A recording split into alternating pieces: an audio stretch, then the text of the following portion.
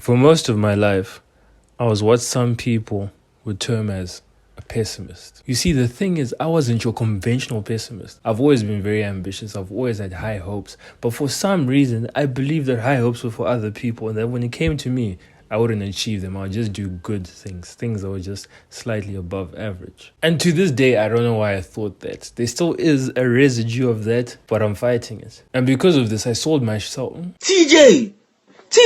And because of this, I sold myself short many a time. I viewed the world as this narrow corridor where there were only a few things that I could do. In reality, this world is like the world. It's just a wide globe where it's like you can't even see to the end of the earth. But I viewed the world as this narrow corridor where the only things I could do were down the straight path. Until I was 16 or 17, I didn't really have friends who I could share all of my goals. Like, my goals are crazy. I'll tell you that now. I'm not even going to say them on camera. Just know that they're very crazy. I didn't have friends that I could tell these goals without them telling me a story about, shut up, right? Thankfully, around 16, 17, I found these friends. Shout out Fari, Solo, Mark specifically.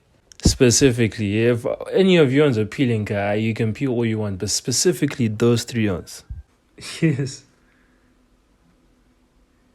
Yes. The biggest thing I've learned from this is you genuinely lose nothing from going big in life or aiming for slightly more than you think you can achieve. You know, people have this misconception that if you aim for something small, that you are definitely going to achieve it. Life doesn't work that way. Sometimes you aim for something small and still miss that something small.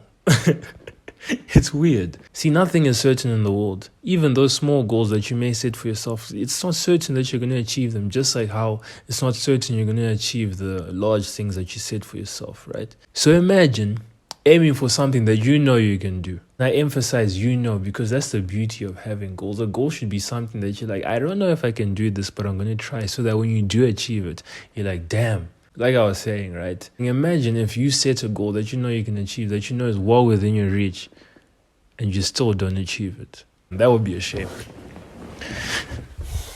Parkinson's law states that work expands so as to fill the time available for its completion. Have you ever noticed that when you have a deadline for something, regardless of how much work you need to do, whether you need to do 10,000 of those things or one of those things, you will always finish just before the deadline, maybe 2 days before, maybe 3 days before, but that work will always take as long as you've been given.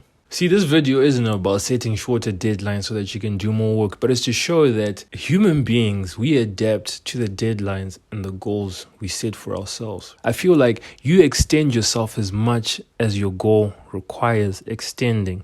I didn't say that properly. I'm struggling to find another way to say it. And just like work expands to fill the time available for its completion, we expand, we grow to accommodate the goals we have. Why not have bigger goals for yourself? Because in the end, let's say you don't achieve that bigger goal. In the end, you're still going to be in a better position. Because let's say you aim to get, I don't know, I'm just going to quantify this. Let's say you aim to get 20,000 or whatever. But then you don't get 20,000, you get 15,000. But if you were being realistic, you would have been like, let me get 5,000. Because you aimed for a bigger goal and you still didn't complete it, you're still in a better position, right? And you could argue that you're not in a better position because now mentally I failed. Whereas if I aimed for 5, I would have been happy that I got 5. But the thing is, we know when we're selling ourselves short. So even when you succeed in that goal where you're selling yourself short, you're just like, nah. Oh, and my hair looks weird. Like, it doesn't even look symmetrical. Like, what is going on here? I don't rake though.